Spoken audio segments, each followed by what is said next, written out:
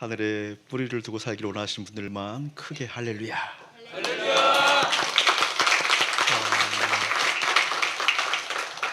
한 번 더 합시다. 주님만이 기쁨이기를 소원하시는 분들만 크게 할렐루야. 다시 한번 할렐루야.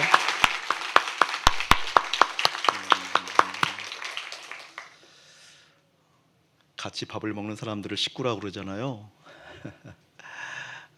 머리 드신 예수님의 말씀을 함께 먹는 사람들을 영적인 식구라고 그래요.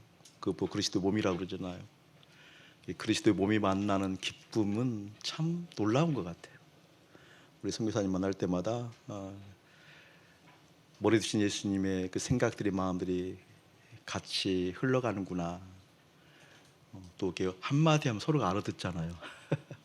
이 시원함 여러분에게도 흘러가기를 주의 이름 축복합니다. 목사님 동기 목사님이셔요. 근데 오랫동안 헤어져 있다가 어느 날 헤브론 선교대학교 시작하는 날 와서 축하해달라고 연락을 받고 제가 헤브론 선교대학원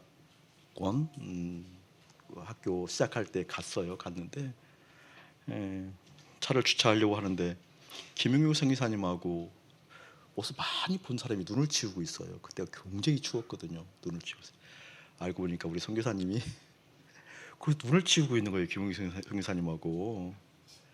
너무 놀래서 서로 보자마자 이제 서로 긴가민가 하다가 아니 저 사람이 저기에 와 있을 리가 없는데 뭐 이런 식으로 목사님 부르고 만났던 때가 엊그제 같은데 오늘 선교사님 마음 가운데 계신 우리 주님 확인하는 시간 될 거예요. 콩고 민주공화국에 가서 순결하게 하나님이 거룩한 통로로 사용되고 있는데 아마 동일하게 여러분의 마음 가운데에도 그 예수님이 그대로 들어오게 될 거예요. 오늘 귀한 선교사님을 통해서 아름다우신 우리 주님을 보기를 주의 이름 축복합니다. 나오실 때 우리 크게 할렐루야로 환영합시다. 할렐루야.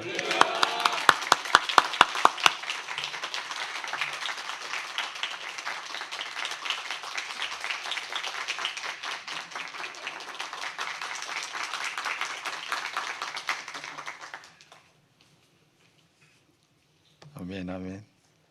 할렐루야. 아멘. 이 목사님이 티를 하나 주셔서 입고 싶었습니다. 그리스도만 남을 때까지 이 티를 입으면 무슨 생각이 들까? 그런 생각을 다시 한번 하게 되고요. 그리스도만 남을 때까지 일하실 주님이 기대가 됩니다. 주님이 일하시는 방법은 한 가지밖에 없었어요. 그게 죽으심과 다시 사심 외에는 다른 어떤 방법을 취하지 않았습니다. 우리 화려하게 옷 입히시고 이렇게 하지 아니하시고 그리스도만 남을 때까지 주님이 십자가를 디미시는 거죠.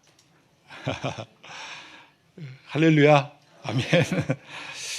오늘은 먼저 영상을 좀 봤으면 좋겠습니다. 왜 그러냐면 우리 공동체에 대한 소식들을 제가 여기 2년 반 전에 정말 그렇게 목사님을 만났어요. 운동장에서 눈 치우고 있는데. 근데 한편으로는 좀 창피하기도 하고, 그때 제가 복음을 영화롭게 생각하지 못해가지고 나 같은 죄인이, 그러고서 이제 한 구석에 이렇게 처박혀서 있었을 때인데 목사님 만났을 때는 약간 좀 부끄러움이 좀 있었어요. 나를 또 이렇게 어떻게 생각하실지, 이 존재 안에 그런 연약함이 좀 있었습니다. 복음을 만났음에도 불구하고 동기 목사님 만났을 때는 잠깐 주춤하는 게 좀 있었어요. 그런데 저보다도 목사님이 저를 더 반가워하시더라고요. 이렇게 복음을 알아듣는 분이 동기 목사님 중에 있었다라는 것 때문에 저를 굉장히 반가이 맞아주셨어요. 그때 제가 얼마나 부끄러웠는지 모릅니다. 내가 받은 복음이 어떤 복음인데 혹시라도 또 이렇게 한 구탱이에서 목회를 내려놓고 여기서 이러고 있는 모습을 부끄러워했던 제가 정말 하나님 앞에 죄송했던 그런 시간들이 있었는데요.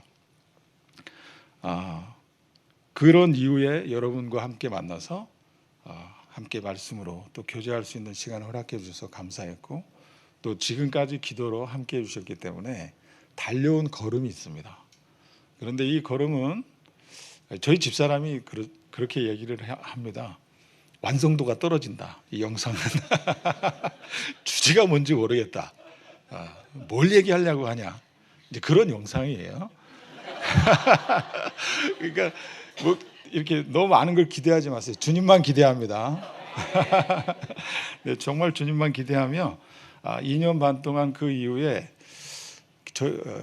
그런 게 있습니다. 그냥 여기까지만 할까? 이런 생각이 들 때가 있었는데요. 왜 없었겠습니까? 그런데 막 밀어붙이는 게 있었어요. 여러분들이 기도했었기 때문에 그렇습니다. 여러분들이 기도하셨기 때문에 걸어온 걸음들입니다. 눈에 있는 것으로만 저희가 사진으로 찍어놓은 것들만 보여드릴 수밖에 없는 상황입니다만 이런 일들이 있기 전까지는 정말 주님의 많은 일하심들이 있었어요. 그 영상을 먼저 보고 잠깐 또 나눌 수 있는 만큼 또 여러분과 함께 주님이 행하시는 일들 함께 나누기를 기대합니다. 아멘. 네, 여러분 아프리카라고 영상을 찍어서 이렇게 준비할 때 여러분들이 보실 때 혹시 뭘 기대하셨는지 잘 모르겠습니다. 아프리카 그러면 막 가난하고 막 병들고 막 집도 없고 그런 데만 혹시 또 그런 모습만 기대하셨는지 잘 모르겠습니다만 저희가 머물고 있는 그곳은 도시입니다. 도시 안에 혹시 그림 가운데 보셨는지 모르겠습니다만 담장이 굉장히 높죠. 왜 그러냐면 안전이 보장이 안 되기 때문에 그렇습니다. 그래서 일단 10명의 식구들이 함께 살 수 있는 큰 집을 얻느라고 믿음을 쏟던 장소가 아까 그렇게 멋있는 집입니다. 10명이 살 수 있는 방을 좀 구하기 위해서 저희들이 이제 믿음으로 선택한 곳이고 또 저희들은 경비가 없기 때문에 안전하게 지낼 수 있는 울타리가 있는 집을 또 구하기 위해서 또 살고 있는 것이 그곳이기도 합니다. 그리고 교회도 굉장히 크죠. 성경 암송할 때에 그 교회는 저희가 머물고 있는 고마에서 가장 큰 교회입니다. 일부러 주님이 그런 마음을 주셔서 제일 큰 교회에 저희들이 예배에 참석을 하고 또 그 목사님과 함께 교제하고 또 교회에 소속되어 있는 청소년들 뭐 여러 가지 형태로 같이 이렇게 섬기고 있습니다. 그래서 아프리카 그러면 1차적으로는 우리가 가지고 있는 선입관을 좀 버렸으면 좋겠다. 영상을 보면서 그런 생각이 좀 들었어요. 이거 아프리카에 대해서 혹시 또 아프리카 뭐 저런 좋은 모습만 찍어왔나 이럴 것 같은데요. 그렇지 않고요. 이런 아프리카의 모습이나 또 우간다에서 협력하여 섬길 때, 그다음에 키르기스탄도 주님이 마음을 주셔서 윤사무엘 선교사가 복음학교 할 때 저희들은 이제 섬김이로 간 거죠. 윤사무엘 선교사는 러시아로 이렇게 섬기는데 우리는 아무 말도 할 수 없기 때문에 저는 이제 군불 떼고 일주일 내내 불 떼느라고 굉장히 쉽지 않더라고요. 존재가 또 다 드러나고 왜 나만 이런 거 시켜 이렇게 계속해야 돼 이거. 그런 제일 어려운 건 그런 거였어요. 잠시 좀 나누자면 모든 사람들 안에 주님이 복음을 알든 모르든 간에 이 주님이 십자가의 원리를 통하여 그 존재를 드러내시는 일은 변함이 없구나. 열방 어디든지 다 똑같아요. 우간다의 저기 모여 있는 우간다에 있는 여자 사역자 저분들은요 아주 쟁쟁한 분들입니다. 아주 목사님 사모님들에다가 그 그러니까 남자와 같은 그런 여자 선교사님들 몇십 년을 버텨나간 그런 대단한 분들이 있는 그런 자리입니다. 그런 수련이었어요. 그런데요 존재 안에 이 복음 앞에 비춰졌을 때 우리 안에 있는 이 작은 시기심 하나에 자신의 전부를 거는 모습, 작은 이 질투심 하나에 모든 걸 버릴 수 있는 이 인간의 실상, 이 존재의 실상은 어디 가도 다 똑같았어요. 그리고 키르기스탄 갔을 때도 저도 이제 잠시 주님이 그런 은혜의 시간들을 주셨는데요. 그것뿐만 아니라 어떻게 주셨는지 잠깐 좀 나누고 싶습니다. 저한테 이제 군불만 떼면 된다 그러셔가지고 그럼과 동시에 저의 직임이 이제 군불 떼는 거기 때문에 이 아궁이는 누구 거?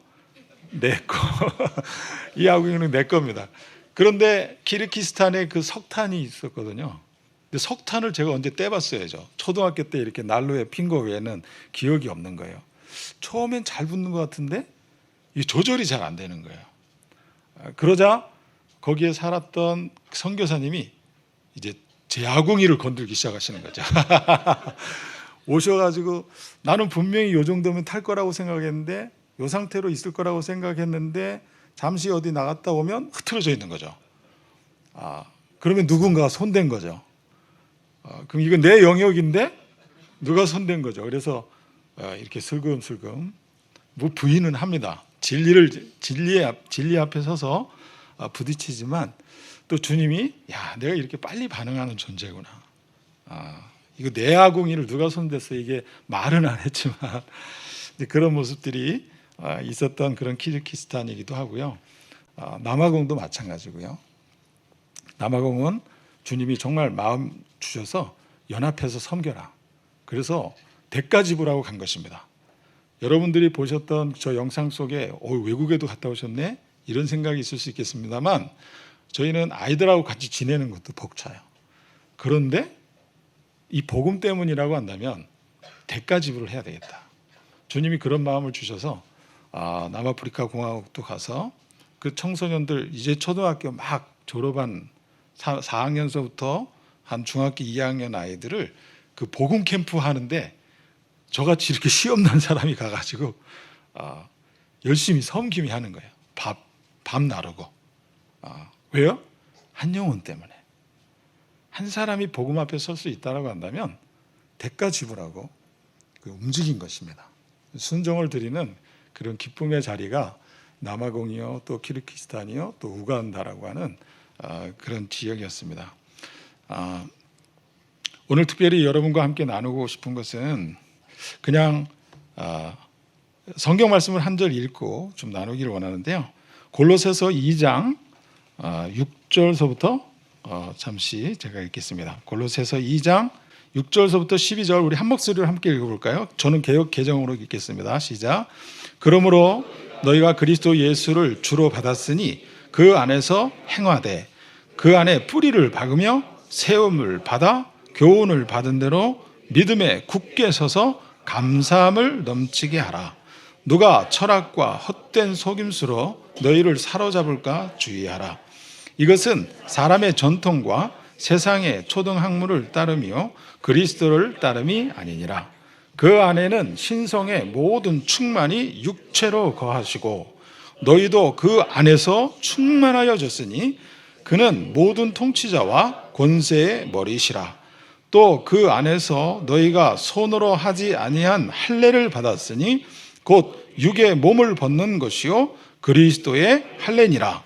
너희가 세례로 그리스도와 함께 장사되고 또 죽은 자들 가운데서 그를 일으키신 하나님의 역사를 믿음으로 말미암아 그 안에서 함께 일으키심을 받았느니라.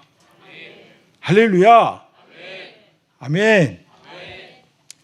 골로새서 말씀이 사실이잖아요. 이게 진리지 않습니까? 여러분들이 아니라 그래도 이게 진리예요. 근데 이 진리라고 하는 것은 이 진리대로 드러내신다라는 것입니다. 이 진리대로 주님이 일하신다는 것이죠. 비록 바울의 고백을 통해서 주님이 성령의 감동을 받아 우리에게 남겨놓은 이 하나님의 말씀입니다만 여기엔 하나님의 의지와 뜻과 계획이 담겨져 있는 것이죠. 우리는 성경을 그렇게 알고 믿고 또 말씀대로 살려고 합니다. 그런데 내가 사느냐 못 사느냐 이런 걸 떠나서 하나님의 의지가 무엇이냐라는 것을 우리는 주목할 필요가 있습니다. 하나님은 우리를 이기길 원하세요. 우리가 얼마나 말을 안 듣는지. 누가 말 안 해도 잘 알지 않습니까? 정말 말 안 듣는 존재가 바로 우리들입니다. 그리고 얼마나 자기 중심적인지 이루 말할 수가 없어요. 그런 자기를 깨뜨리시고 하나님의 충만함으로 채우시길 원하시는 것이 하나님의 계획입니다. 이게 진리예요. 그러면 이 진리대로 주님은 행하십니다. 그리고 그 진리대로 행하신 그 일들이 바울의 심령 안에 실제 되어져서 말하지 않을 수 없는 사실을 적은 거예요. 이게 사실이라는 거야. 바울이 그렇게 얘기하는 거예요. 이게 사실이야. 이런 일들이 일어난 거야. 왜 이런 편지를 썼을까요? 너희도 똑같아. 바로 그 말인 것입니다. 바울이 편지를 쓰는 가장 중요한 의도는 그들을 설득시키고 교훈하고 그런 것이 아니라 바울이 쓰는 이 진리의 영역이 나에게 일어난 이 일들이 너희에게도 일어난 일이야. 그리고 앞으로 모든 이 그리스도 안에, 즉 부름받은 모든 하나님의 백성들 가운데 일어날 일이야 라고 선포한 것이 오늘 제가 읽은 이 말씀이기도 합니다. 이렇게 말하는 거잖아요. 그리스도 예수를 너희들이 주로 받았다. 그 안에서 그렇기 때문에 행해라. 예수를 주로 받았으면 그 안에서 행한다라는 말은 즉 주님의 통제를 받으며 살아라. 그리고 그 안에 그냥 단순히 예수님을 나의 주인으로 받은 것이 아니라 뿌리를 받게 하고 세우고, 그렇죠? 뿌리만 박는 것이 아니라 세움을 받아 교훈을 받은 대로 믿음에 굳게 서서 감사함을 넘치게 하라. 그런데 그 감사함의 이유는 밑에 8절 이하에 이렇게 살펴보게 되면요, 세상에는 그리스도를 따르지 않는 여러 혼란스러움들이 있을 것인데 너희가 감사할 이유는 너희가 그리스도를 받았다는 거예요. 우와, 할렐루야. 너희가 그리스도를 받았다라고 할 때 아멘하는 교회는 여러분 많지 않아요. 뭐야? 왜 그리스도지? 저거 좀 너무 나가는 거 아니야? 아멘 할 줄도 모르고요. 아멘 했어도 그 다음에 생각이 많아지는 교인들이 많습니다. 제가 그랬고요. 저 자신이 그랬기 때문에 잘 압니다. 하나님은 우리에게 예수를 주로 받았으니라고 이렇게 해놓는데도 불구하고 그리스도를 받았습니다라고 하면 예수를 받은 것 맞는 것 같은데 그리스도를 받았나? 이거하고 연결이 안 되는 분들이 있어요. 왜냐하면 그리스도는 우리가 그리스도라고 생각할 때는 막 능력, 힘, 파워, 막 어떤 그런 것으로 그리스도를 오해하기 때문에 그렇습니다. 근데 예수는 이름이 우리하고 비슷하잖아요. 그 사람 이름 같고. 그러니까 그거는 예수님을 이렇게 취하겠는 거죠. 그런데 그리스도? 예수는 받겠는데 그리스도를 내가 받았다? 이렇게 예수를 받은 것과 그리스도를 받은 것이 이게 아직 정리가 안 되신 분은 정말 십자가가 필요한 분입니다. 십자가 앞에 서서 주님이 이뤄놓으신 이 십자가의 비밀들 아래 우리가 노출되어지고 이 진리로 말미암아 이루신 일들이 심령 안에 아멘 되어질 때 우리는 예수를 믿은 것뿐인데, 그리고 예수 그리스도로 말미암아 그분이 행하신 12절 얘기하는 것입니다. 너희가 세례로 그리스도와 함께 장사되고 죽은 자들 가운데서 어떻게 해요? 그를 일으키신 하나님의 역사를 믿음으로 말미암아 너희도 그 안에서 함께 일으킴을 받았다. 자, 그러면 장사된 건 무엇일까요? 우리의 옛 자아지 않습니까? 예, 이렇게 얘기해도 어렵지 않은 교회예요, 여러분. 여러분들은 이미 복음을 이렇게 충분히 목사님을 통해서 많이 들으셨기 때문에 이 죽음에 넘겨진 자아, 그래도 고민하지 않고 충분히 이해하시는 이게 말씀을 전하는 자로서는 기쁨이 있습니다. 기쁨이. 왜 그러냐면 그 다음을 말할 수 있기 때문에. 너희가 세례로 그리스도와 함께 장사됐다. 이게 우리 옛사람이요 그런 것임을 분명히 압니다. 여기 예수와 함께 장사됐다 그랬어요? 그리스도와 함께 장사됐다 그랬어요? 그리스도와 함께 장사됐다 그랬어요. 죽으신 것은 예수님이잖아요. 예수라는 이름을 가진 나사렛에서 태어난 예수란 분이 죽었잖아요. 그런데 우리가 그분이 그리스도라는 것도 알아요. 자, 보세요. 예수가 그리스도래. 그런데 성경에서는 그리스도와 함께 장사됐다라고 할 때, 그렇지. 순간 성경에는 분명히 그리스도와 함께 장사됐다라고 하는데 나는 순간 사고적으로 어떻게 해요? 나 예수와 함께 죽었지. 이렇게 되는 거예요.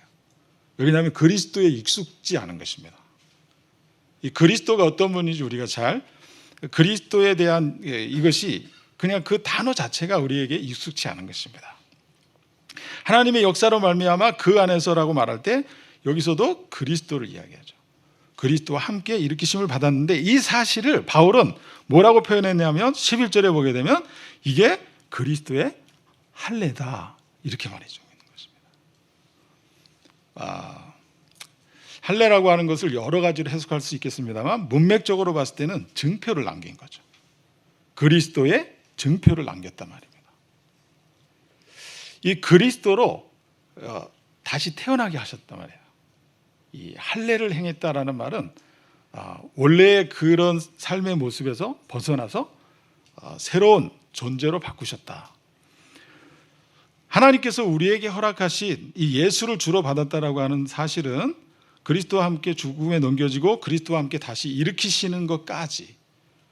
그러면 그리스도와 함께 일으키심을 받았으면 내 안에 사는 것이 그리스도라는 것을 자명한 사실인 거죠.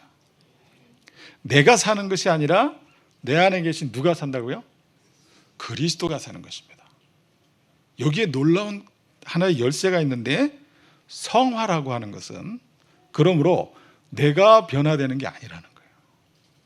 성화는 내 안에 계신 그리스도, 실제이신 그리스도가 나를 깨뜨리고 나의 관습과 나의 옛사람과 세상에 길들여진 나를 깨뜨리고 그리스도 그 형상이 드러나는 거. 할렐루야. 그리스도의 장성한 분량에 이를 때까지. 이 일을 누가 하신다고요? 그리스도 자신이 하시는 거예요.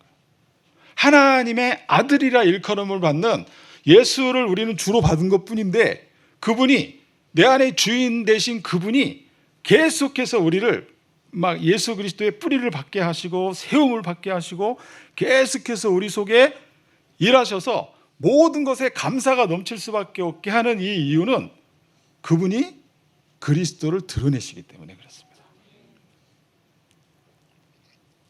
내가 그리스도라고 하면 안 돼요. 이거는 이단입니다. 이거 좀 확실히 이단되는 아주 가장 빠른 지름길이에요. 어렵지 않아요. 내가 그리스도야 이러면 이건 이단되는 것입니다. 근데 우리는 내가 죽었잖아요. 그래서 십자가가 없이는 까딱 말 잘 실수하면요. 십자가 없이 그리스도가 내 안에 있다 이렇게 말하면 십자가에 대한 분명한 자기 죽음에 대한 고백이 없으면 이건 이단되는 것입니다. 그리고 다른 사람한테도 이게 이 비밀을 그리스도의 비밀을 풀어낼 방법이 없어요. 그런데 십자가가 그 일들을 가능하게 한다는 것입니다. 내가 죽었기 때문에. 주님은 아프리카에서 이 일들을 지금도 이 진리가 우리에게 얼마나 실제인지를 그렇게 행하고 계신 거예요. 먼저 저희 가정 가운데 행하셨고요. 이 정말 아무짝에도 쓸모없는 지옥 갈 만한 목사, 여러분 앞에서 고백했던 말입니다. 딱 지옥 갈 목사가 바로 저였습니다. 혹시 기억하시는지는 잘 모르겠습니다만 그래서 이 시간은 좀 부끄럽습니다만 아니 부끄러운 것이 아니라 저에게 큰 기쁨이 있어요. 앞에 나온 그 영상들 사역들은 잘 보시면 알겠습니다만 저희 아내가 이렇게 기록을 남기느라고 열심히 사진 찍어서 제 얼굴이 가끔 나오잖아요. 그런데 실제로는 저는 아무것도 할 수 없었습니다. 왜냐하면 말이 안 되니까. 말이 안 돼가지고 모든 사역들의 그 깊은 곳에서는 제 사랑하는 아내가 있었습니다. 그래서 아내에 대한 이야기를 잠깐 하고 싶어요. 오늘은 여러분들한테 이 얘기를 해도 전혀 부끄럽지 않을 것 같아요. 왜냐하면 십자가가 저를 통과했기 때문에 그렇습니다. 십자가를 통과한 저의 모습을 여러분들은 적나라하게 보고 있는 것입니다. 아내 자랑은 뭐 수치가 아니기 때문에. 근데 그동안에는 아내를 이렇게 자랑하고 싶은 자랑해서는 안 될 이런 정서가 있잖아요. 우리 한국 사람들 또 어른들 앞에서 또 설교자로서 또 공동체 대표로서 그런 것이 좀 있었는데 오늘은 그냥 아내를 자랑하고 싶습니다.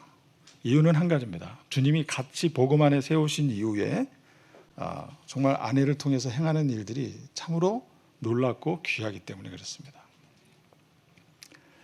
아내는 그 25살 때 CCC의 선교사로 파송을 받아 이제 케냐 선교사로 이렇게 가게 됐고요. 한 텀을 한 5년 동안 열심히 스와힐리어라는 현지 언어로 생활하고 배우고 통역하는 그런 실력이 될 만큼 아주 준비가 잘 된 선교사였습니다.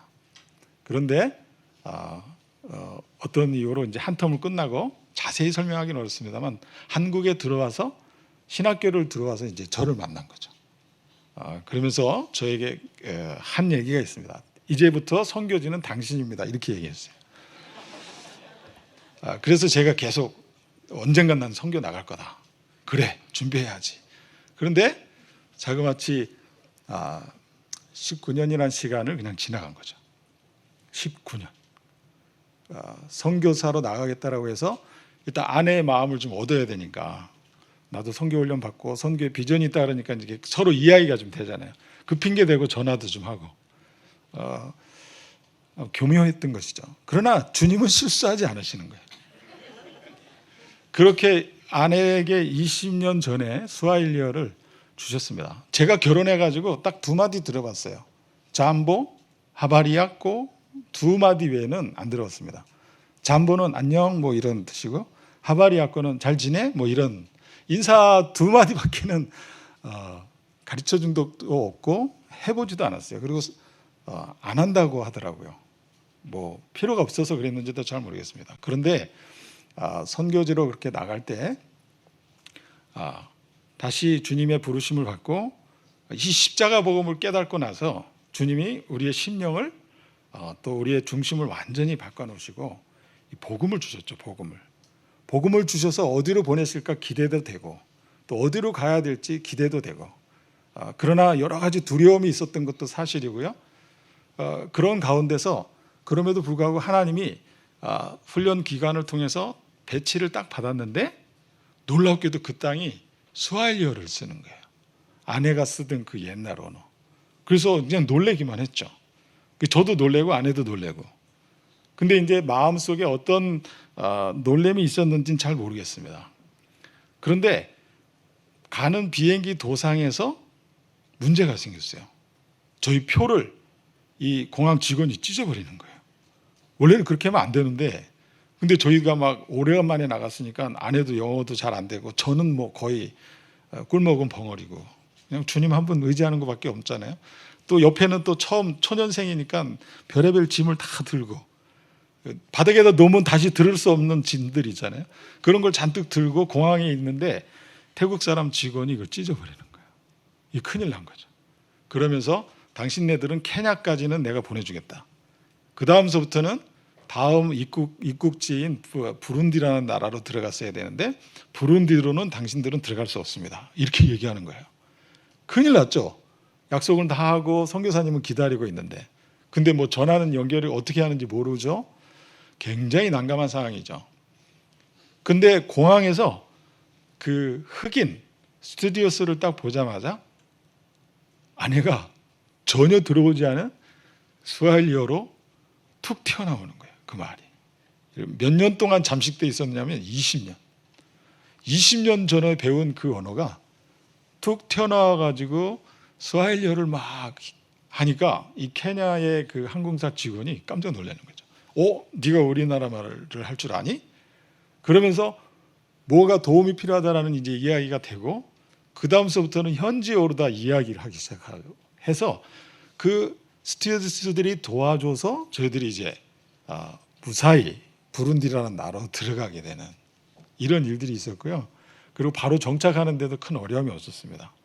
그리고 여기 와서 선교 보고하고 또 훈련 그 사이에 이제 헤브론에서 선교 교육을 받고 또 아이들과 함께 이렇게 복음을 수종 듣는 일을 하다가 그리고 이제 고마라는 땅으로 들어갔는데요. 거기서도 이제 스와힐리 여건이었었거든요. 그래서 현지인들하고 또 교육자들하고 교제하는데 어려움이 없었습니다. 그래서 복음을 전하는데도 어려움이 없을 만큼 일주일 동안 복음을 전하는 거예요. 근데 주님이 순종하길 원하시는 거죠. 우리가 아직 준비가 덜 된 것 같고 아직 때가 안 이른 것 같은데 우리 2명밖에 없는데 일주일 동안 이 총체적인 십자가 복음을 다음 세대에 주기를 원하시는 이 하나님의 마음이 그냥 계속 이렇게 우리의 마음이 부어졌어요. 그래서 일단 순종해 보자.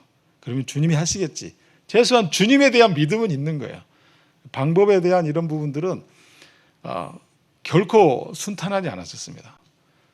두 명이서 그 더운 그 조그만 교실에서 35명의 아이들을, 그것도 오라 그러면 너무 많이 오기 때문에 우리가 할 수 있는 인원은 제한을 해야 되는 이런 상황이었거든요.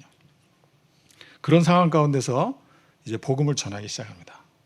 저는 열심히 한국말로 하는 거죠. 열심히. 정말 여러분, 한국말도 어렵다라는 걸 제가 알았어요. 한국말이 어렵더라고요. 그리고 그 어려운 말들을 또 아내는 이제 또 그 아이들이 알아들을 수 있도록 통역하는 일들을 아내가 감당을 했습니다. 여러분, 제가 이런 이야기를 드리는 것은 이 주님이 모든 시간들을 통해서 정말 이 십자가가 너에게 실제냐, 너 죽었니, 이것을 물어주시는 자리라는 거예요. 너 끝났기 때문에, 너 이제는 쓸만하기 때문에 내 너 쓸 거야. 주님이 그렇게 말씀하시는 것이 아니라 이미 너에게 준 이 십자가 복음이 완전한데 이게 얼마나 실제적인지 너 누려봐라. 그러면서 주님이 환경을 흐트러 버리시는 거예요. 도중에 기름을 누가 가지고 도망가질 않나. 그 다음에 이제 조그만 프로젝트라는 걸 샀어요. 이런 멋진 프로젝트가 아니고요. 그 한 50안시 되는 거 있잖아요. 그런 거.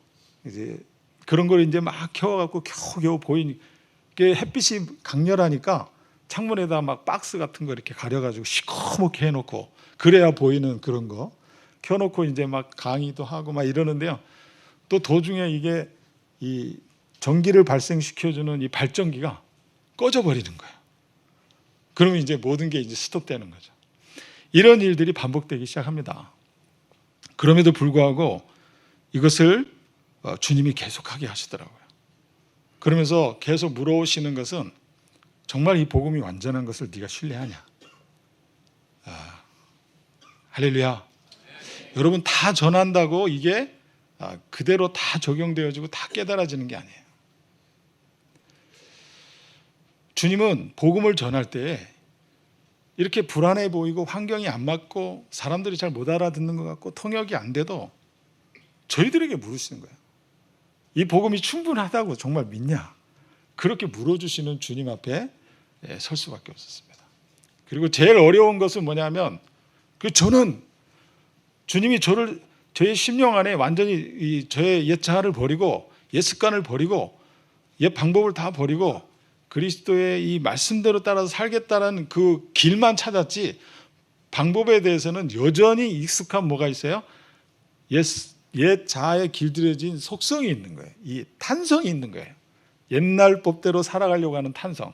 그 탄성 중에 제일 방해되어지는 게 뭐냐면 이 목사입니다. 목사. 이 목사는 강단에서 설교할 때 이게 방해가 된다. 그러면 이게 굉장히 거슬리는 거예요. 못된 목사인 거죠. 이 자아 충만한 목사, 자기중심적인 목사의 모습이 저에게 충만했어요. 그리고 심지어는 원고를 쓰면 아내에게 안 보여줬어요. 혹시 지적당할까 봐. 그래서 이제 주일날 짱 펴가지고 혼자 막 해가지고, 그러면 이제 처음에는 뭔가 도입은 좋은 것 같은데 나중에 말이 꼬이기 시작하고 막 나중에는 무슨 소리인지 못 알아듣는 이런 설교를 계속 했던 거죠. 자충만했던 거죠. 그런데 이 부분들이 넘겨졌다라고 생각했는데, 메시지를 전하면, 저는 한국말 전하면 알아서 전할 거라고 생각했어요. 그런데 아내가 제 한국말을 못 알아듣는 거예요.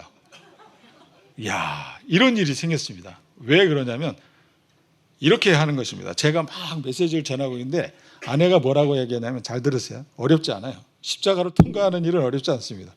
주님이 우리에게 주신 십자가는 가장 치열한 그 자리에서 누릴 수 있어요. 제가 막 메시지를 전하는데 아내가 이렇게 얘기합니다. 그래서 주어가 누구냐고 이렇게 한참 메시지를 전하고 있고 막 충만해가지고 전하고 있는데 누가 그랬냐고. 이게 전달이 된 거예요, 안 된 거예요?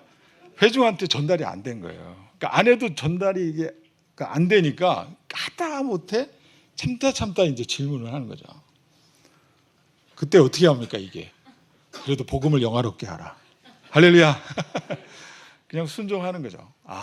다시 한번 그때 믿음을 쓰게 하시더라고요. 그냥 이 욱하는 마음이 일어날 때도 있었어요. 그런데 그게 이제 저의 실존인 거죠.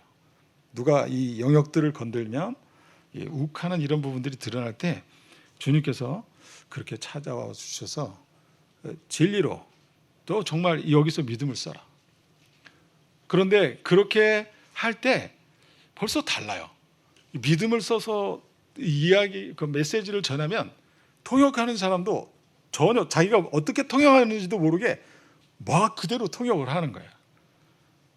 그런데 제가 막 뭔가를 의도해가지고 이렇게 뭔가 좀 의미 있게 전달해 보려고 하고 믿음 없이 습관대로, 습관 있잖아요, 습관.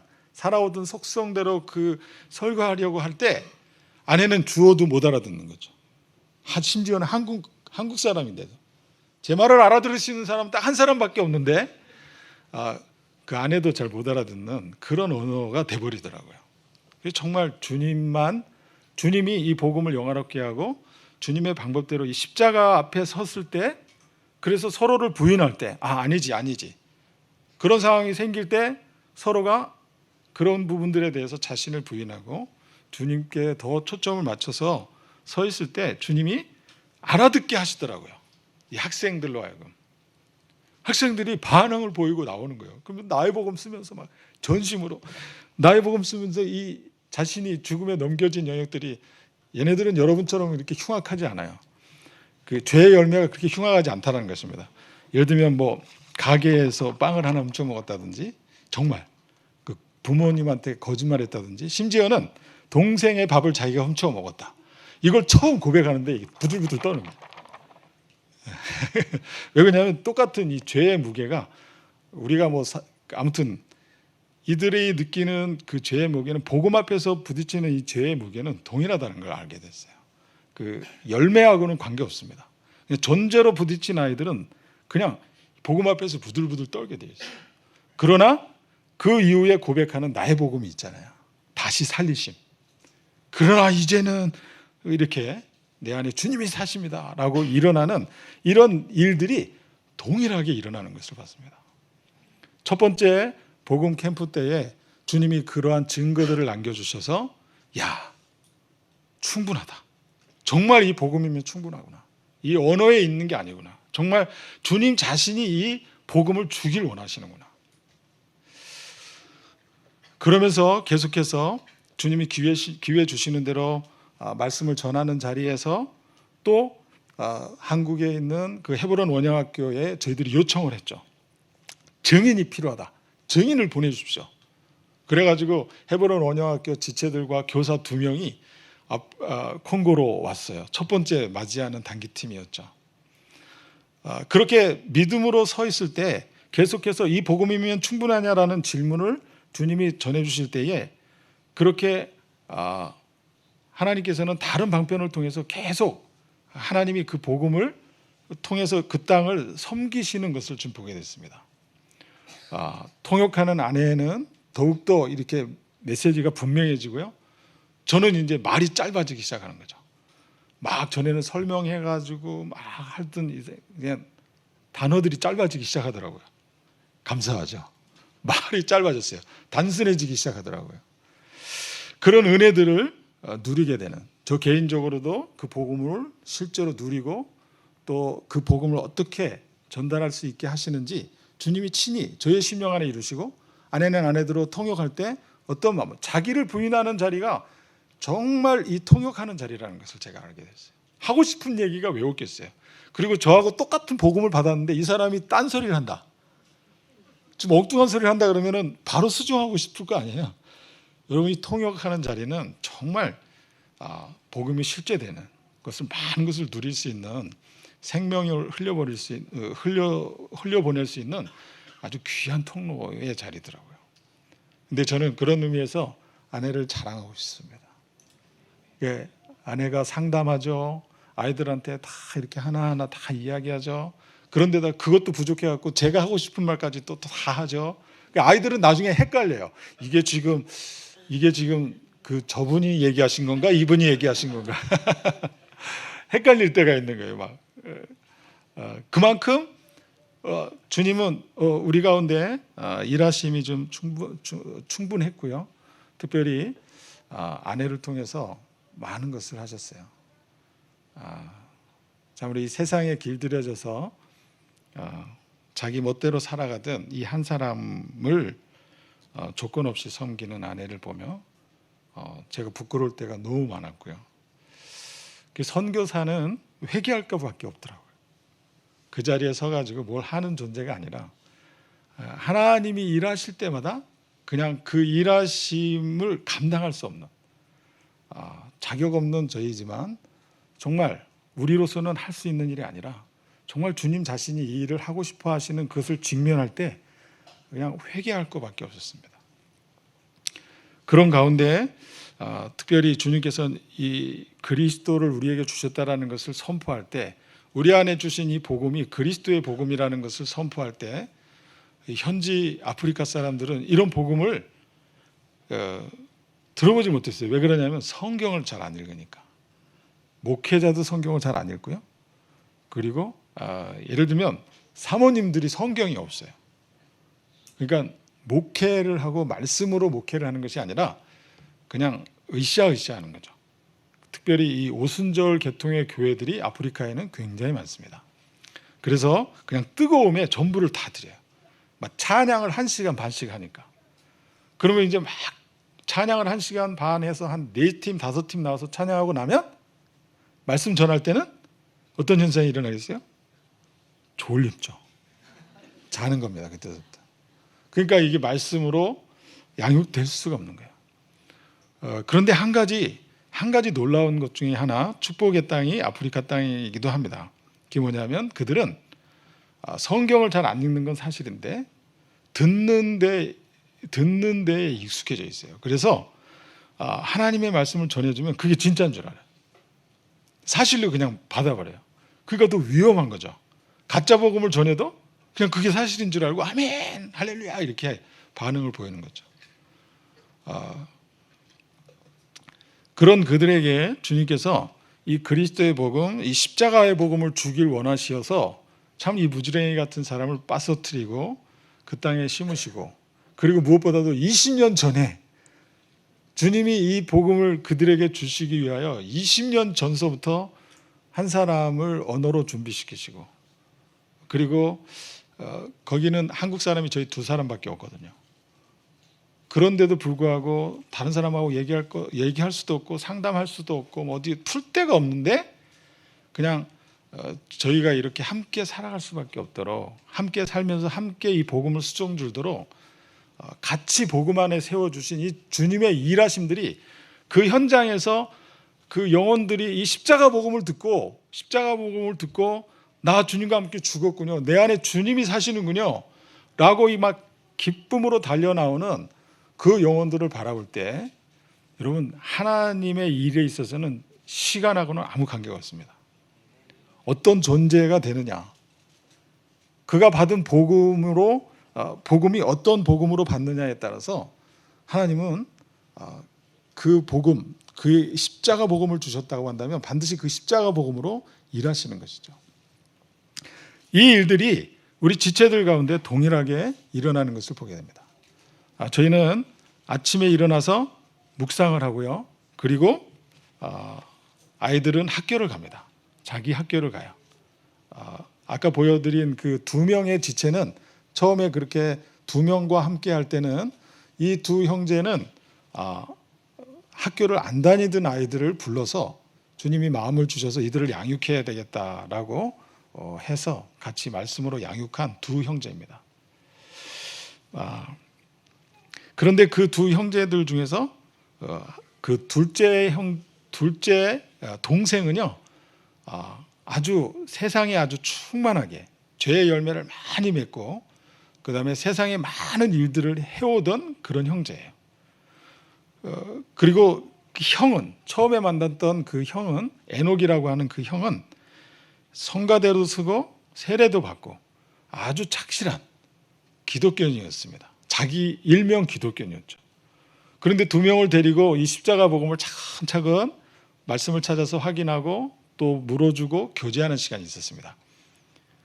그런데요, 이 형은 자기는 구원을 받았다는 거예요.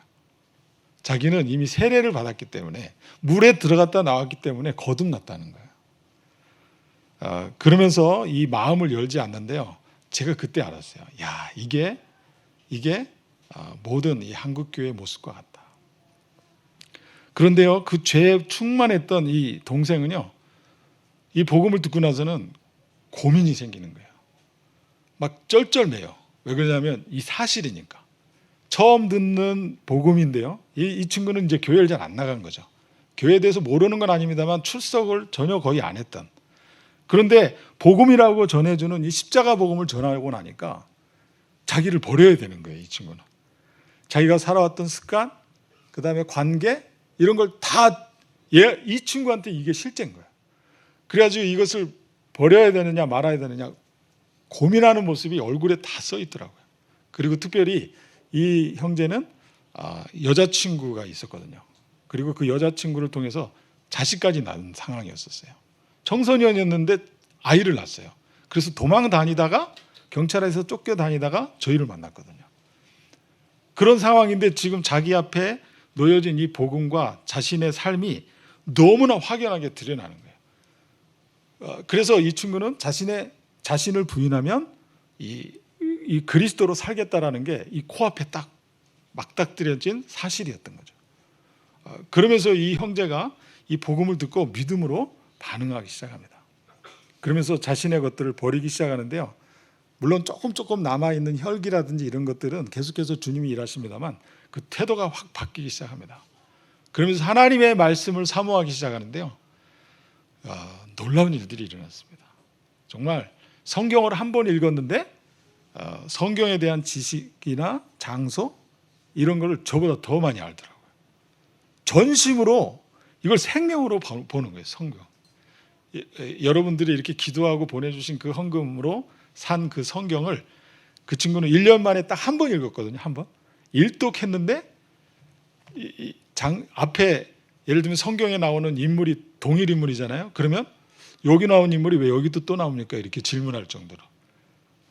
그만큼 깊이 있게 하나님의 말씀을 읽고 하나님 말씀을 묵상할 때 저희들이 놓치거나 저희들이 정말 이렇게 좀 다운돼 있을 때 그 지체의 나눔과 고백을 통해서 주님이 저희들 심령 안에 공급하시고 이런 살아있는 예수 생명 공동체로 주님이 일하고 계시고요.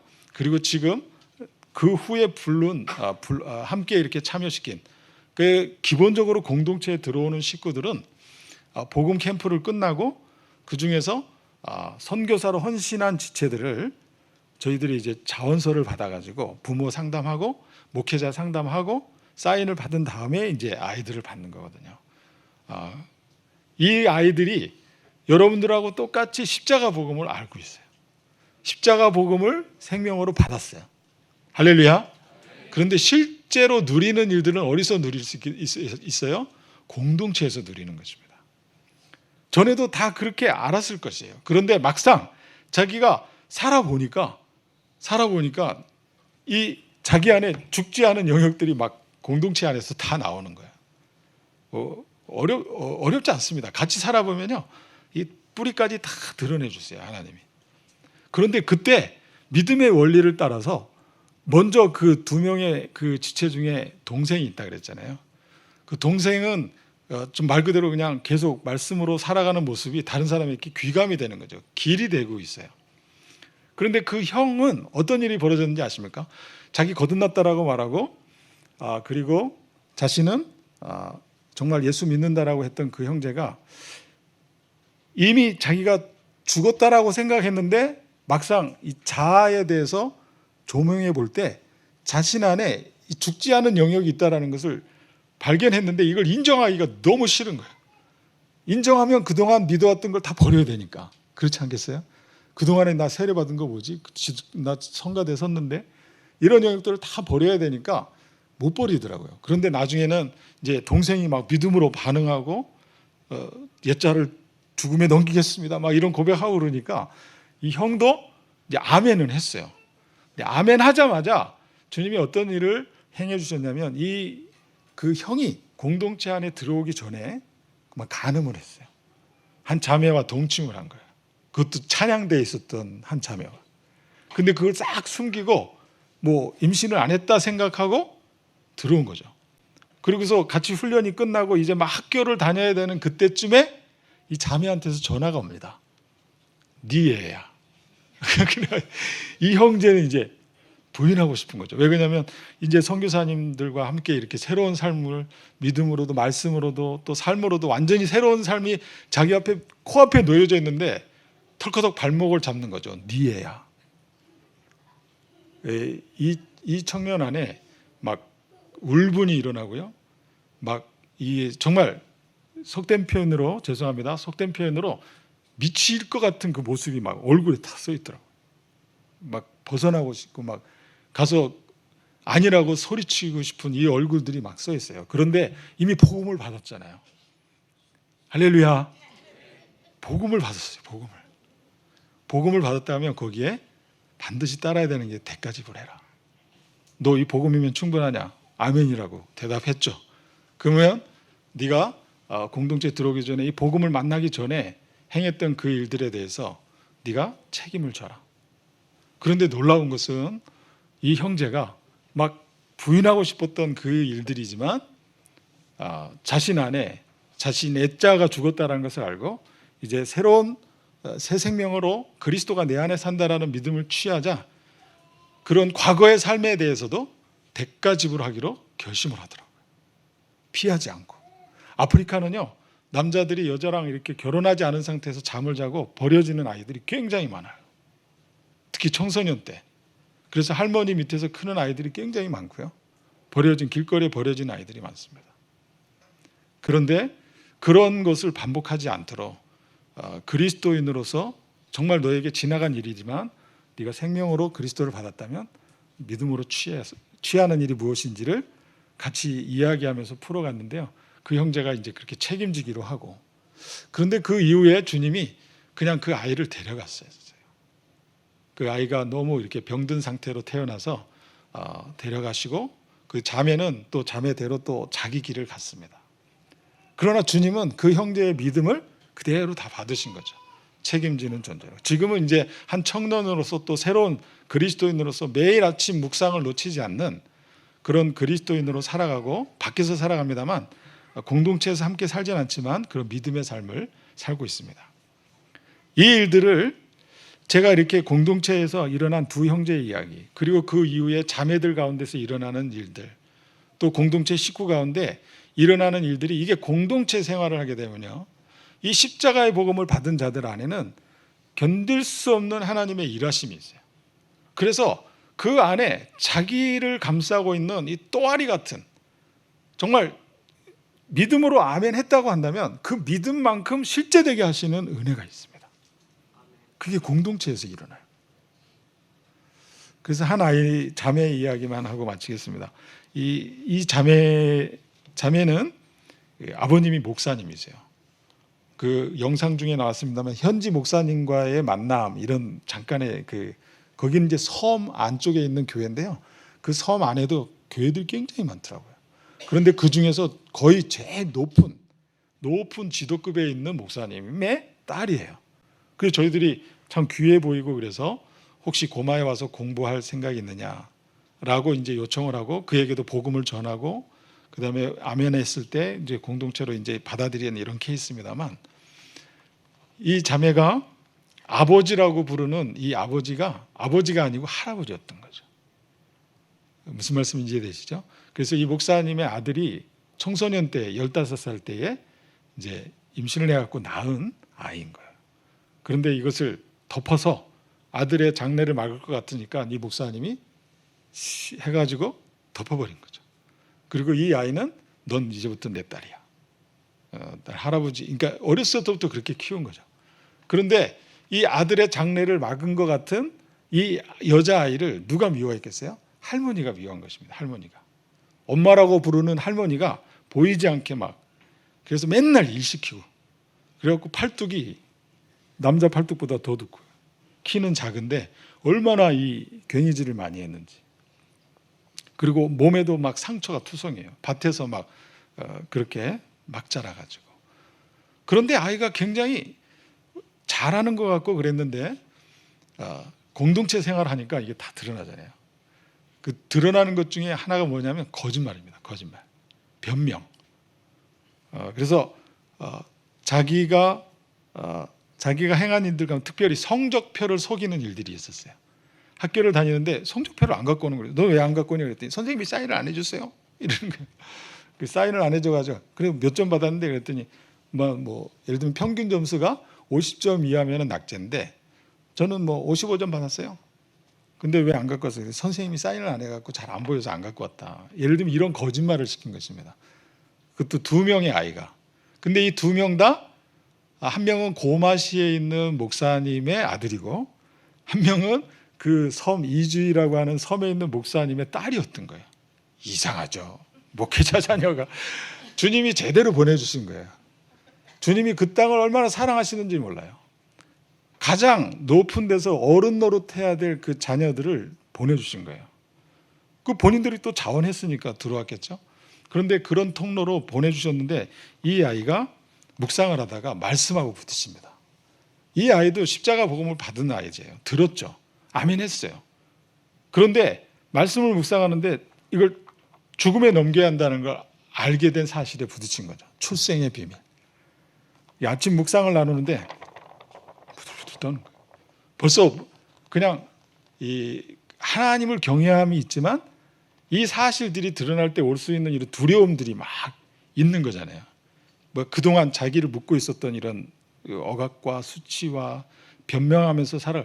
그래서 그 할머니의 막 조롱 속에서 어떻게든지 살아남기 위해서 모든 순간 변명하면서 살아간 거죠. 자기는 잘하는 사람처럼, 자기는 문제 없는 사람처럼 자기를 꼭꼭 포장하고 살았던 그런 아이입니다. 그런데 거기서 벗어나오려고 하니까 사단이 얼마나 그걸 억압하고 있었겠어요. 그거를 가지고 장난쳤겠어요. 그런데 알겠거든요. 길을 알겠는 거예요. 자기 안에 있는 그리스도의 말씀에 따라서 살고 싶은 이 순종의 한 걸음을 드리고 싶은 거예요. 믿음을 쓰고 싶은 겁니다. 그래서 그 두려움을 이기고 자기 자신의 출생의 비밀을 이야기합니다. 그런데 이미 우리 공동체는 이미 다 십자가 복음을 들은 공동체잖아요. 어떻게 했겠어요? 에? 정말이야? 그런 일이 있었어? 야, 그걸 왜 이제 얘기 안 했어? 이렇게 얘기할 리가 없잖아요. 할렐루야. 주님이 하셨습니다.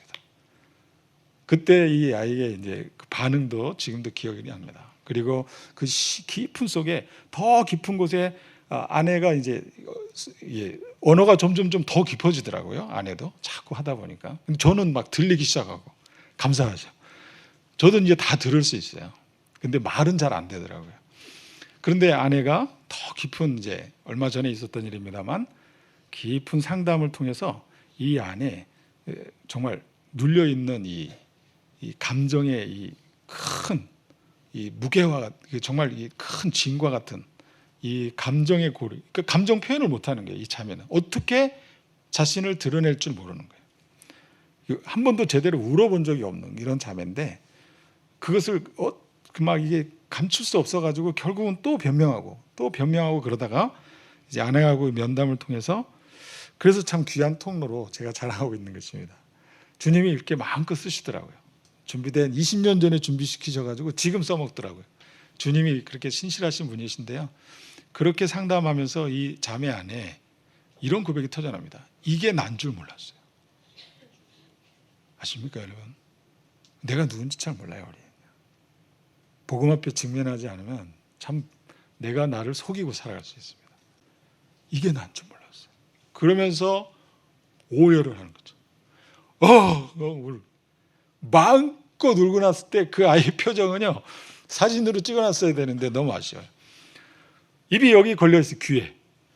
근데 하도 희한해. 너 왜 이렇게 웃고 다녀? 제가 그렇게 얘기할 정도로 여기 입이 이렇게 해가지고 그냥 계속 웃고 다니는 거예요. 그 영광을 봅니다. 한 영혼이 노임받는 그 영광을 보게 되는데요. 자기를 본 거죠. 묶여있는 자기, 변명하는 자기를 직면할 때 그것이 죽음에 넘겨졌다라는 사실을 진리는 이미 들었잖아요. 그런데 뭐가 죽음에 넘겨졌는지 모르면 누림이 없어요. 누려지지 않습니다. 그런데 그 죽음에 넘겨진 영역이 무엇인지를 알게 되자 이 자매 안에 기쁨 충만하더라고요. 이 기쁨이 누구로부터 온 것입니까? 아멘이죠. 주님이 주시는 그 기쁨이 그 얼굴을 바꿔놔버려요. 발걸음이 달라. 발걸음. 전에는 실수할까봐 살살살살 이렇게 다니더나 뭐 누가 보니 무슨 상관이냐. 룰루랄라 그러고 다니는 거예요. 할렐루야. 네. 여러분 제가 설교하는 것도 지금 그렇습니다. 저는 통합충 목사로 길이 들어가지고 그렇게 딱 돼지 딱 써가지고 도입 예와 이렇게 해서 설교하던 이런 목사가 여러분 앞에서 이렇게 서두도 없이 때로는 무슨 이야기 하는지도 모르게 저는 지금 그러고 서 있어요. 여러분 이게 다 벗겨져서 그렇습니다. 이게. 얼마나 체면으로 가득 이렇게 싸고 살았는지 몰라요. 얼마든지 여러분 앞에서 포장할 수 있습니다. 그러나 저는 주님 사랑하시는 우리 아침 목사님 앞에서 저는 저의 이런 모습이 자유로워요. 여러분 앞에서도 자유롭습니다. 이건 저의 모습이 아니라 제 안에 계신 주님이 주신 기쁨입니다. 할렐루야. 그래서 아내 자랑도 했어요. 용서하시고 들어주십시오. 그리스도의 충만함으로 이미 충만한 것이 무엇인지 다 드러날 때까지 할례를 행했으면 그 행한 백성답게 살아가도록 그리스도의 생명으로 살아갈 수밖에 없도록 주님이 이기십니다. 여러분과 싸우세요. 여러분 속에 있는 이 자아와 주님이 결코 전쟁을 포기하지 않으세요. 성경을 읽어보세요. 싸운 영역들만 점령하게 되어 있습니다.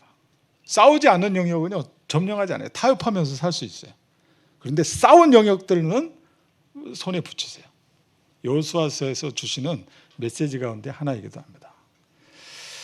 오늘 아프리카 이 콩고 민주공화국의 자세한 이런 기후나 환경 아니면 그 뭐 비참한 상황들 여러분들한테 보이고 싶잖아요. 그것은 아무 상관없습니다. 모든 인간이 있는 그곳에서는 십자가가 필요할 뿐입니다. 십자가의 복음 없이는요 존재는 바뀌지 않아요. 그가 가난하든 부하든 외국인이든 아니든 십자가 복음 아니고서는 그 영혼 심령 존재를 바꿀 수 없습니다. 오직 우리의 존재를 그리스도에 합당한 그리스도의 영광의 광채로 4절 한 절만 읽고 마치겠습니다. 고린도 후서 4장 4절 한 절만 읽고 마치도록 하겠습니다. 이 일을 행하실 주님을 높여드리는데요.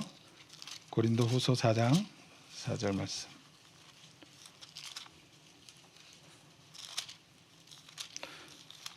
네, 우리 청년 중에서 한 명이 우리 형제들 중에서 다 들릴 수 있도록 마음껏 선포해 주시면 좋겠습니다. 고린도후서 4장 4절입니다. 네, 청년이어야 합니다. 아멘. 네, 한번 읽어 주십시오. 크게. 괜찮습니다. 그 중에 이 세상의 신이 믿지 아니하는 자들의 마음을 혼미하게 하여 그리스도의 영광의 복음의 광채가 비치지 못하게 함이니 그리스도는 하나님의 형상이니라. 아멘.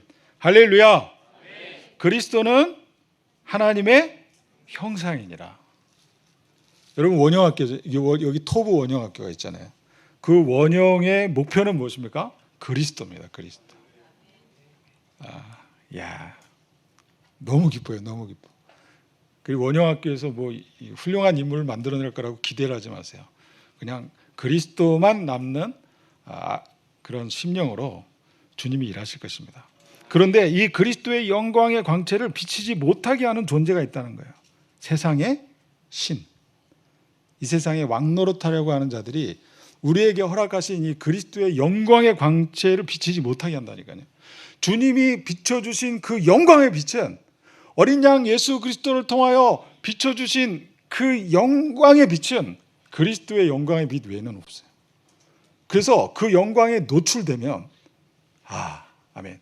그 영광에 노출돼 버리면 그리스도가 내 안에 계신 것, 그래서 이 그리스도만 남을 때까지 일하신 주님을 마음껏 찬양할 수밖에 없습니다. 영광 죽임당하신 아까 제목이 뭐였죠? 어린 양 예수. 그 영광이 지금 나에게도 실제라는 것입니다. 이게 십자가 복음의 비밀이잖아요. 그날만 있을 게 아니잖아요. 그날에 일어날 일들이 지금 우리 심령 안에 일어난다는 거예요. 그날에 일어날 일들이 아프리카 땅 가운데서 여러분 다음 세대 가운데 주님이 택하셨더라고요. 기존 사람들은요 못 알아들어요. 그냥 목사님들이 좋은 차, 좋은 집, 큰 교회 지으려고 막 혈안이 돼 있어요. 야, 한국 교회보다 더해요. 아프리카인데 그 가난한 나라에서 집을 지으면 얼마나 짓고 그럴 필요 없잖아요. 실패한 유럽 교회들 바라보면서 빨리 주님이 주신 환경들 가운데서 믿음으로 말씀으로 새로워지면 되는데 그렇지 않더라고요. 똑같이 보이는 것 쫓아 사느라고요. 다 잃어버려요. 이 그리스도의 영광을 다 잃어버려요. 그래서 십자가 복음을 전해서 십자가를 통하여 우리에게 주신 이 그리스도의 영광이 있다라고 하면 처음에는 못 받아들여요. 안 들어봤으니까. 그게 복음이었어요? 이런 거예요. 그런데 이 일들을 주님이 다음 세대 가운데 행하고 계시더라고요. 한국교회 성숙한 어른인 것처럼 보입니다만 못 알아들으면요 다음 세대로, 믿음의 다음 세대로 주님이 옮기십니다. 믿음의 다음 세대들은 이 그리스도의 영광을 취하여 십자가로 말미암아 믿음을 쓰는 법을 아는 다음 세대들이 정말 하나님의 영광을 위하여 전부를 드리는 그 날들이 올 것입니다. 아프리카뿐만 아니라 우리 한국 그리고 모든 열방에서 이 일들을 행하실 이 그리스도의 영광의 광채를 마음껏 드러내실 하나님의 열심을 다시 한번 찬양드립니다. 잠시 기도하겠습니다. 하나님 아버지, 그리스도 안에서 이루어놓으신 완전하신 새로운 일들이 하나님, 그래서 십자가 아니고서는 살 수 없는, 십자가 아니고서는 이 생명 안에 거할 수도 없고 누릴 수도 없는 하나님, 이 길들을 하나님 우리로 하여금 걷게 하여 주셔서 감사를 드립니다. 하나님, 우리 가운데 허락하신 이 완전하신 십자가 복음, 아프리카 땅에도 주님 긍휼히 여기시고 다시금 그들에게 들려주고 계시는데 주님, 그들로 하여금 이 복음으로 마음껏 춤추게 하여 주시고 열방의 파수꾼으로 정말 많은 아프리카에 이 복음을 듣지 못하는 자들에게 다음 세대를 일으키셔서 그 세대들로 하여금 그들에게 복음을 전하는 일들이 속히 일어나게 하여 주십시오. 하나님, 다시 한번 주님이 행하신 일들을 높여드리옵고 감사하며 예수 그리스도의 이름으로 기도합니다. 아멘. 다시 한번 우리 주님께 감사의 박수 한번 올려드리죠. 하나님 감사합니다. 그리스도의 몸된 영광이 있어요. 왜냐하면 모르신 예수님의 생각, 마음이 몸에게는 흘러오기 때문에 그래요. 피부 색깔이 다르고 언어가 다르고 공간이 다르다 할지라도 모르신 예수님으로 사는 사람들은 그 모르신 예수님의 생각, 마음, 뜻이 반드시 통하게 되어져 있어요. 물론 성교사님 기다리면서 제가 요한복음 17장 묵상하고 있었어요. 순서가 그렇게 되어서 요한복음 17장 깊이 묵상하는 과정 가운데 좀 낯설게 내 마음에 다가오는 장면이 이 세상 태초 전에, 그러니까 태초 전에 아버지 하나님과 아버지와 함께 누렸던 영광을 지금 나에게 나타내 보여주옵소서라는 구절이었어요. 그러니까 태초 이전에 예수님이, 그리스도이신 예수님이 아버지와 함께 누렸던 영광이 있대요. 그것을 지금 나타내 보여달라고 그 말씀을 깊이 묵상하는 과정 가운데 주님께서 돌아온 주일날 전해주실 말씀을 저에게 주시는 거였어요. 근데 오셔서 선교사님 교제하면서 선교사님 기도하시는데 하나님 아버지의 영광을 저희들에게 나타내 보여주세요 이렇게 기도하더라고요. 제가 웃으면서 조금 전에 묵상했던 대목이라고 선교사님 그렇게 말씀하신다고. 이 말씀을 들으면서 여러분 오늘 말씀 어디에 있죠? 골로새서 2장 6절부터잖아요. 우리 주일날 말씀이 어디에 있죠? 골로새 2장 1절에서부터 5절까지 3, 4절 읽고 3장을 읽었잖아요. 그러니까 그 사이를 딱 설교를 한 거예요. 그렇죠? 사이를 딱 소개했는데 돌아오는 주일날 이제 묵상하면서 주님께서 주신 마음이 어떤 마음이고니 하나님의 마음을 어떻게 받는고니 진정 예수님이 그리스도이니까예요. 이제 주일날 설교할 마음을 받은 게 진정 예수님이 그리스도이십니까? 요한일서 2장 22절을 보게 되어지면 거짓말하는 자가 누구냐? 예수가 그리스도이심을 부인하는 자니라라는 말씀이 있거든요. 그래서 예수님이 진짜 그리스도라는 대목을 오늘 선교사님이 말씀하는 것을 깊이 더 한번 보게 될 거예요. 그러니까 나는 이게 들으면서 참 우리 주님, 머리 드신 우리 주님 멋지시다. 어떻게 한 몸 된 사람들의 마음들을 같이 움직이냐. 역시 몸 맞다. 몸 맞으면 조건 없는 거예요 이제. 그렇죠? 듣는 거죠. 다시 한번 그 주님을 찬양합니다.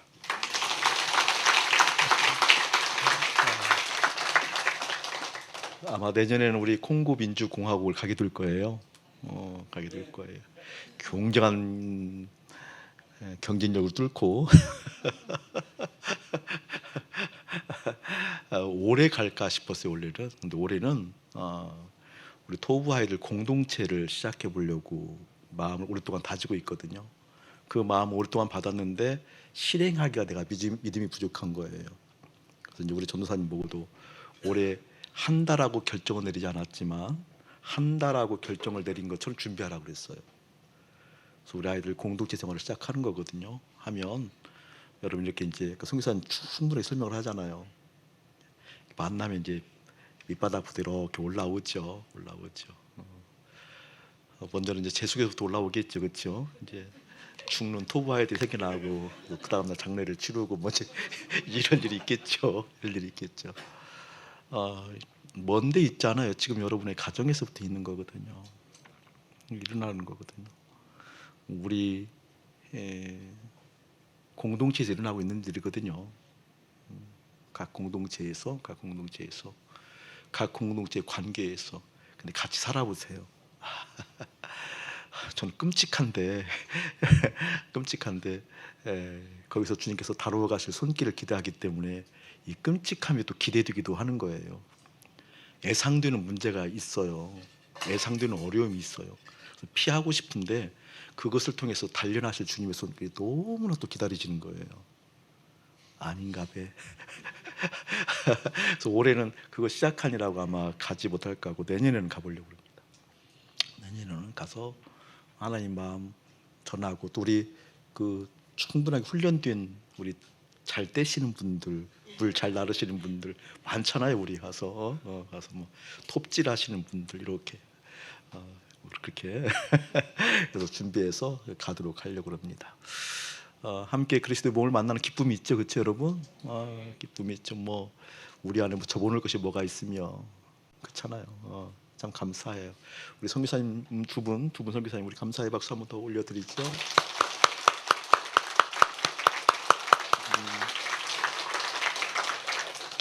우리 이경희 선교사님 가장 어려운 선교지 우리 윤성현 선교사님 감사드립니다. 한 가지 더 얘기하면 제가 이제 우리 윤성현 교사님은 이제 오랫동안 만났던 친구니까 새롭게 만나도 너무 놀라웠죠.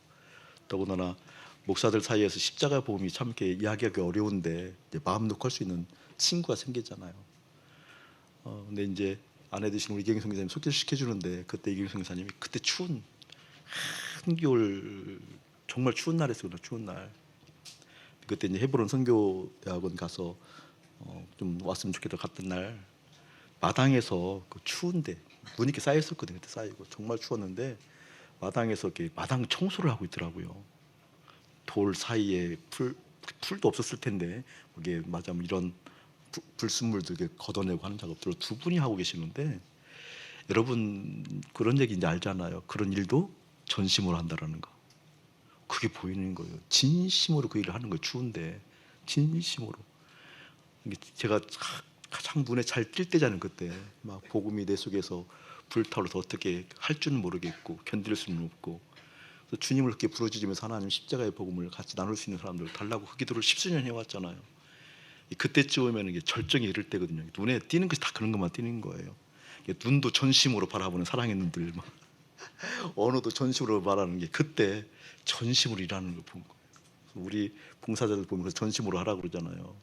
주차할 때 전심으로 한다는 소리 듣더니 그때 봤던 선교사님 네 분이에요. 그 전심이 함께 우리 가운데 더 확인되었으면 참 좋겠습니다. 이 시간 함께 기도할 때 그렇게 하나님 앞에 전심으로 나아가는 십자가 앞에 있어서 감사드립니다. 그 십자가에서 예수님과 함께 연합하여 죽고 그 십자가를 통과한 거룩한 하나님의 사랑으로 서 있어서 참 감사합니다. 주님을 더 깊이 알아가는 하나님의 복된 기름 부음 받은 자들로 부족함이 없게 해주세요라고 먼저 우리 그 복음을 주 앞에 올려드리고 복음의 사람으로 서 있게 달라고 함께 기도합시다. 함께 기도하겠습니다. 우리가 이제는 믿음이라는 미명 아래 행하기를 원했던 우리의 선함들을 십자가에 못 박습니다. 믿음의 사람이라 일컬어지는 미명 아래 그토록 수고하고 땀 흘렸던 우리의 선한 의지들을 주 앞에 내던집니다. 우리의 선한 의지는 다만 십자가로 주님과 함께 갈 뿐입니다. 우리의 다짐 결심, 그것은 선한 행동이 아니었고 십자가에서 예수님과 함께 연합하는 것이었습니다. 그때 내 안에 사신 그리스도가 행하는 것 보게 하여 주옵소서. 그때 내 안에 사신 그리스도가 아름다운 일들을 행하는 것 보게 하여 주옵소서. 그렇게 십자가에서 연합하여 죽고 산 하나님의 사람들 주님을 기뻐할 뿐입니다. 주님을 찬송하고 노래할 뿐입니다. 스스로 계신 우리 주님을 찬양할 때 스스로 잊지 아니하는 우리의 모습 보게 하여 주옵소서.